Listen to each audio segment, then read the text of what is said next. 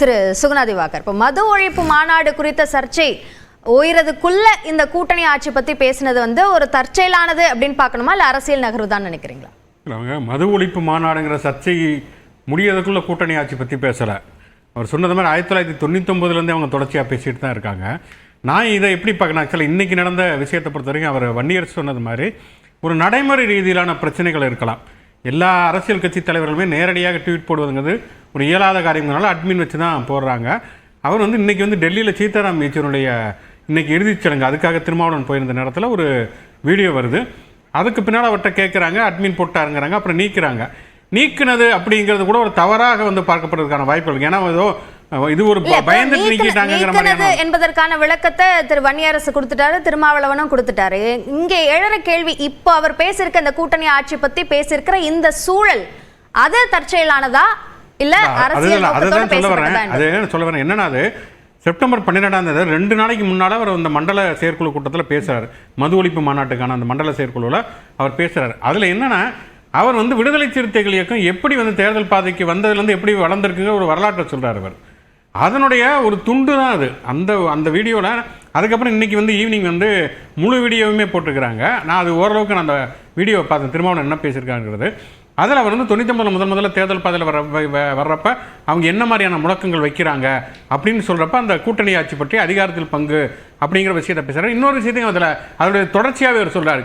இன்றைக்கி சமூக வலைத்தளங்களில் வந்து விடுதலை சிறுத்தைகள் மேலே விமர்சனம் வைக்கப்படக்கூடிய விமர்சனங்களை வச்சு மட்டுமே விடுதலை சிறுத்தைகளை மதிப்பிட முடியாதுங்கிற ஒரு விஷயத்தையும் அவர் சேர்த்து சொல்கிறார்.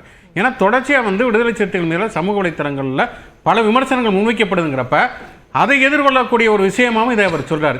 அதுக்கப்புறம் மேலே அவர் மாநாட்டுக்கான ஏற்பாடுகள் பற்றி அவர் சொல்கிறார். இப்போ நீங்கள் எல்லா கட்சிகளுக்குமே கொள்கை இருக்குது. இப்போ திமுக எடுத்துக்கிட்டிங்கன்னா திமுகவோட 50 முழக்கத்தில் வந்து மத்தியில் கூட்டாட்சி மாநிலத்தில் சுயாட்சி அப்படிங்கிற ஒரு விஷயம் இருக்கிறது. மத்திய அரசிட்ட வந்து வெளியுறவுத்துறை, இராணுவம், நாணயம் அச்சிடக்கூடிய அதிகாரம் மட்டும்தான் இருக்கணும். மற்றபடி மாநிலங்களுக்கு தான் எல்லா அதிகாரம் வேணும், கல்வி, நிர்வாகம், நீதி எல்லாமே வேணும் அப்படிங்கிறது. ஆனால் அதுக்காக வந்து என்னன்னா, அது அவங்களுடைய 50 முழக்கங்கள் ஒன்று, அதுதான் அவங்களுடைய அஜெண்டா. ஆனால் இல்லை, நான் சொல்லி முடிச்சிடறேன். அதுக்காக அவங்க வந்து இப்போ வந்து கூட்டணி வைக்கிறாங்க அப்படின்னா வந்து நீங்கள் சுயாட்சி தந்தால் தான் காங்கிரஸோட கூட்டணி அப்படின்னு சொல்ல முடியாது, நடைமுறை சாத்தியம் கிடையாது.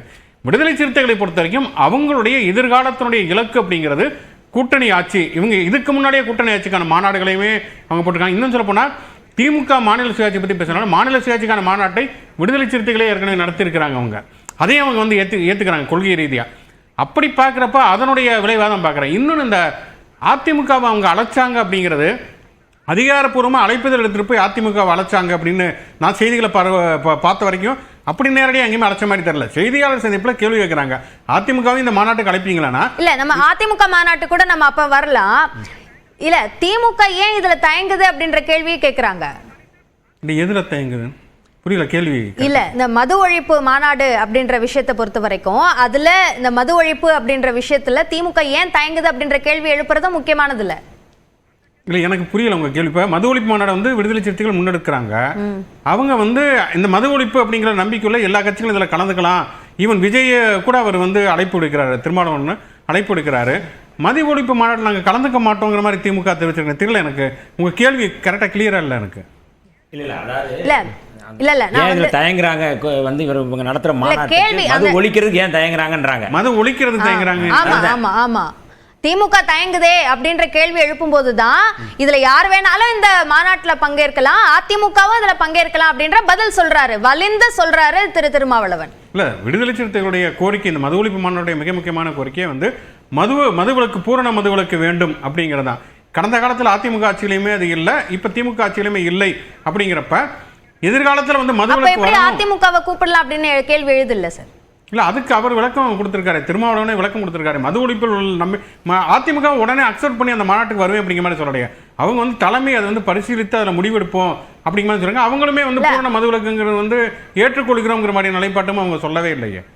இல்ல, அதுதான் சொல்றேன், அதிமுகவுக்கு அவங்க நேரடியாக அழைப்பு விடுத்த மாதிரி தெரியல. இல்ல, இப்போ அதிமுகவோட மெகா கூட்டணி என்பதற்கான தொடக்க புள்ளி இது அப்படின்னு சொல்லியிருக்காரு திரு கடம்பூர் ராஜு. வன்னியரசு வந்து நாங்க கூட்டணியில தான் இருக்கோம்னு தான் சொல்றாரு அவரு.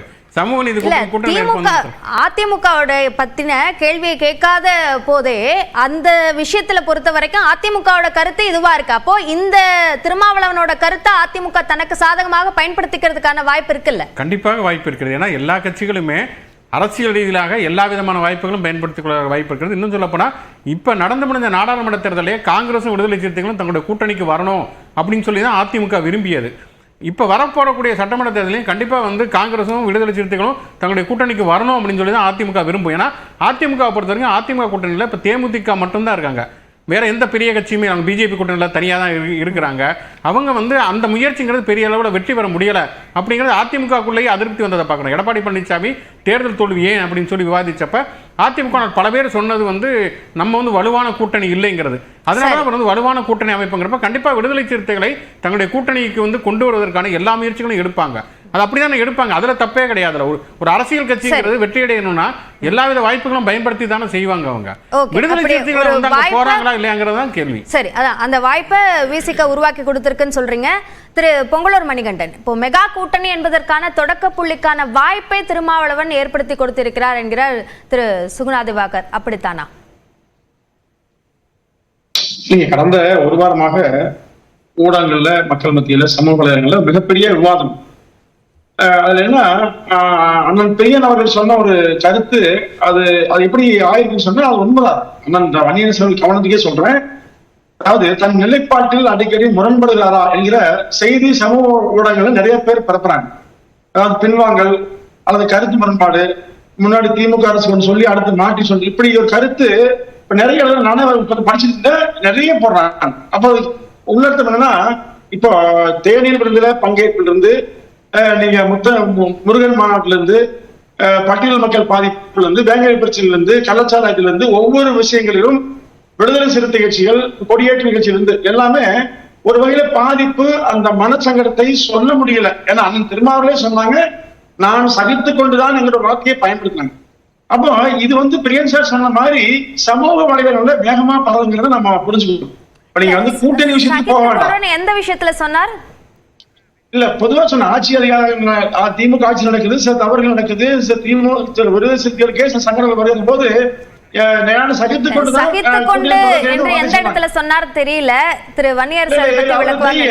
பத்திரிகை வந்த செய்தி திருமாவளவனே பேசிய செய்தி இருக்குது. அதாவது ஒரு பேட்டியை சொன்னார். ஏன்னா இது கூட்டணி அப்படிங்கிறது அதிமுகவும் பேசுறேன், விடுதலை சிறுத்தை கட்சியும் பேசுறீங்க உண்மை. ஆனா அவர் எடுத்த நோக்கத்தை இப்போ வேறு மாதிரி, அதாவது முதல் நாள் அறிவிச்சிருந்து படிப்படியா வேறு மாதிரியான விஷயங்கள் வருது. இப்ப என்னன்னா 25 ஆண்டுகளுக்கு நாங்கள் தான் ஆட்சி செய்வோம் என்று திமுக தன்முனைப்போடு சொல்லுது. அப்ப விடுதலை சிறுத்தைகள் போன்ற கட்சிகள் இல்லாமல் திமுக எப்படி அந்த உறுதியை சொல்ல முடியுங்க? எப்படி அந்த கட்சி வெற்றி பெற்றிருக்க முடியும்? எல்லாருக்கும் தெரிஞ்ச விஷயம் தான். ஒரு வலிமையான இயக்கமாக இருக்கிற விடுதலை சிறுத்தை போன்றவர்களை அவர்கள் கேட்கிற நியாயத்தை புரிந்து கொள்ளாமல் ஏதோ இவர்களாகவே ஆட்சி வந்து போல திமுக பேசுது. தமிழ்நாடு என்னன்னா விசிக மட்டுமல்ல, ஒவ்வொரு அரசியல் கட்சியும் அந்த கூட்டணி கட்சிகளுமே ஒரு மனச்சங்கடத்தோடு இருக்காங்கிறது உண்மை. ஏன்னா சட்ட ஒழுங்கு மட்டுமல்ல, எல்லா தவறுகளையும் தாங்கிக் கொண்டு ஒற்றை நோக்கம் வேற ஒரு நோக்கத்தோடு, சனாதனமோ வேற நோக்கத்தோடு அவர்கள் அமைதியாக ஆக்க வேண்டிய நிலை இருக்கிறது என்று எல்லாமே கருதுறார். ஆனால் இதை வைத்துக் கொண்டு முற்றிலுமாக அனைத்தையும் அறுவடை செய்வது திமுக, அனைத்து அதிகாரிகளையும் சுமைப்பது திமுக. மது ஒழிப்பு மாநாட்டு விஷயத்திலேயே திருமாவளவனோட கருத்துக்கு மேல ஒரு கருத்து இல்ல, அவரே இது சார்ந்த ஒரு விளக்கத்தை கொடுத்துட்டாருன்னு சொல்லியிருக்காரு முதலமைச்சர். அதுதாங்க. அதாவது அப்ப திமுக அச்சப்படுங்கிறது உண்மை. நீங்க அதிமுக மாதிரி 2016 தனிச்சு நின்னா வெற்றி விட்டாங்க. திமுக அவரோட விளக்கத்தின் அடிப்படையில அச்சப்பட தேவையே இல்லை என்ற அடிப்படையில தானே அவர் தன்னோட கருத்து சொல்றாரு. இல்ல அப்படிதான் சொல்லுவேன் மேடம். நீங்க விசிக வெளியே போனா பரவாயில்ல, நம்ம பாத்துக்கிறோம் சொல்ல முடியுமா? டி.கே. செல்வம் என்ன சொன்னாருங்க, அதிமுகவை அழைக்கிறோம் என்று சொன்னது தவறு மாதிரி பேசினார். விசிகாவை விலக்கி விட்டோ, ஒதுக்கி விட்டோ, மறுதளித்து விட்டோ திமுக தொழிற்சலா பேச முடியுங்களா? முடியாது. நீங்க யாருமே சொல்லிக்கலாம், ஆனா விசிகாவை சொல்ல முடியாது. அப்ப திமுகவுக்கு ஒரு பயம், அச்சம் நிச்சயமாக வெளியே விட்டால் ஒருவேளை திமுக விட்டு விசிகா நிச்சயமாக 26 ஆட்சி இல்ல. வெளியேறோம் கூட்டணியில சிக்கல், அதுல அதிருப்தின்னு இப்ப வரைக்கும் விசிகா தரப்புலயே சொல்லலையே. கூட்டணிக்கும் இதுக்கு சம்பந்தம் இல்லைன்னு தான் சொல்றாங்க. ஈசிகா தரப்பில்லைங்க, அவர் கருத்துக்கள் எப்படி வேணும் சொல்ல உரிமை, அது மறுக்கல, அவங்க தொடர்ந்து அது விருப்பம், அதெல்லாம் யாரும் கேள்வி கேட்க முடியாது. ஆனால் இருக்கிற சொல்லி பார்க்கணும், திமுக செய்கிற பழிபாவங்களுக்கு, தவறுகளுக்கு கூட்டணி கட்சிகளும் தொடர்ந்து ஆளாய் கொண்டே வருகிறது என்பதை பிரியன் சார் கோடிட்டு காட்டி சில வார்த்தைகள் பொருந்துங்க. ஏன்னா கூட்டணி கட்சி எல்லாமே முழு திருப்தியோட ஆட்சி நடக்குங்க. திமுக ஆட்சியில் எந்த பிரச்சனையும் இல்லை. இனி இந்த ஆட்சியை நடக்கட்டுன்னு சொல்லுவாங்க பாருங்க. வன்னியரசு ஆகட்டும் மற்றவர்கள் ஆகட்டுங்க, திமுக இந்த 3 ஆண்டு காலத்தில் மிகச்சரியான ஆட்சி நடந்துச்சு, எந்த தவறுமே இல்லை. இனி இது போன்ற ஆட்சி எப்படி செல்லுபடுன்னு சொன்னாரு, காமராஜ் ஆட்சி சொன்னாரோ அந்த மாதிரி நடத்துறாங்க. இனி நாங்க தைரியமா திமுக உடைய பயணிப்போம்னு சொன்னா அந்த கட்சியில நிலைமை இருந்தாங்க. இந்த 10 ஆண்டு இப்படியே போனா அந்த கட்சி வளர்ச்சி இருந்தா 2 தொகுதி 6 தொகுதி இதே போதுமா? நான் சொல்றது அவனுடைய நிலைப்பாடு, கொள்கை முடிவுகள் சரி. அதிகாரத்தில் பங்கு, ஆட்சியில பங்கு என்பது தொலைநோக்கு பார்வை கொண்ட நீண்ட நாள் அவருடைய விருப்பம், அதுதான் கொள்கை. அதை நோக்கி பயணிப்பதற்கு 4 தொகுதி 5 தொகுதி போதுமா?